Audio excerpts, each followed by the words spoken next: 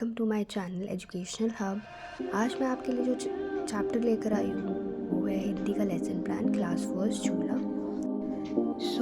Hello guys, आज जो मैं आपके लिए लेसन प्लान लेकर आई हूँ वो है हिंदी का, जिसमें आप लिखेंगे सबसे पहले तिथि।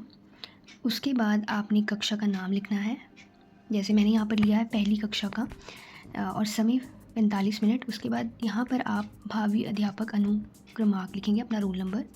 देन विषय आएगा कि किस सब्जेक्ट पे आपने चूज़ किया हिंदी, और उपविषय उसका जो भी आपने अंदर सब्जेक्ट का जो टॉपिक उठाया चैप्टर झूला। उसके बाद आप यहाँ पर उद्देश्य डालेंगे, जो हमारे लर्निंग ऑब्जेक्टिव्स हम बोल सकते हैं, जिसमें कविता पढ़ने के बाद जो विद्यार्थी है वो कविता को लय, ताल और गति के साथ सुना सकेंगे। ठीक है, इस तरह से आपने यहाँ पे उद्देश्य लिखना है। फिर हम बात करेंगे सीखने के प्रतिफल, जिसको हम बोलते हैं लर्निंग आउटकम्स। तो आपने यहाँ पर एक्सप्लेन करना है सीखने के प्रतिफल। उसके बाद सहायक सामग्री, आप जो भी उस लेसन प्लान को समझाने के लिए जिस जिस चीज़ का इस्तेमाल करेंगे तो वो आप यहाँ पर लिखेंगे। देन पूर्व ज्ञान अनुमान, बच्चे के ज्ञान के बारे में कि इस चैप्टर के रेलिवेंट मिलता जुलता आपने उसका ज्ञान चेक करना है। उसको अनुमान होगा कि इस विषय के बारे में, तो उसको चेक करने के लिए फिर आप पूर्व ज्ञान परीक्षण करेंगे उसका। जैसे यहाँ पे हमने कुछ प्रश्न लिखे हैं। सबसे पहले आप कौन कौन से खेल खेलते हैं, आप खेलने के लिए कहाँ जाते हो, झूला झूलने आप कहाँ जाते हो।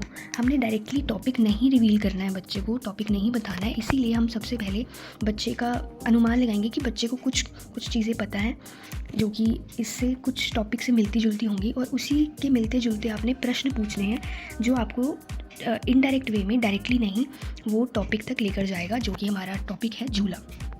उसके बाद हम शुरू करते हैं उप विषय की घोषणा। उप विषय मतलब जो भी आपका चैप्टर है उसको आप अनाउंस करेंगे। जैसे आज हम यहाँ पर लिख रहे हैं कि बच्चों आज हम एक कविता पढ़ेंगे जिसका नाम है झूला। तो इस तरह आप झूले को एक्सप्लेन करेंगे, प्रस्तुतिकरण उसका किस तरह से एक अध्यापक करेगा। यहाँ पर आपने उद्देश्य लिखने हैं कि जो भी आप चीज़ पढ़ा रहे हैं उससे आप क्या उद्देश्य हासिल करना चाह रहे हैं बच्चे को पढ़ाकर। और यहाँ पर विद्यार्थी की क्रिया आप डाल सकते हैं कि बच्चा सुन रहा है, जवाब दे रहा है, उस तरह से आप यहाँ पर डालेंगे। तो यहाँ पर हमने एक्सप्लेन किया है, चैप्टर से ही हमने कुछ पंक्तियाँ उठाई हैं, अम्मा आज से लेकर छू लूँगा तक।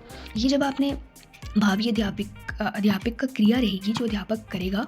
यहाँ पर विद्यार्थी उसको सुन रहे हैं, ध्यान से आप लिख सकते हैं कि सुन रहे हैं, और उसके विषय के बारे में जो भी आपने पंक्तियाँ बताई हैं उसको दोहरा रहे हैं पीछे पीछे, आप ये भी लिख सकते हैं।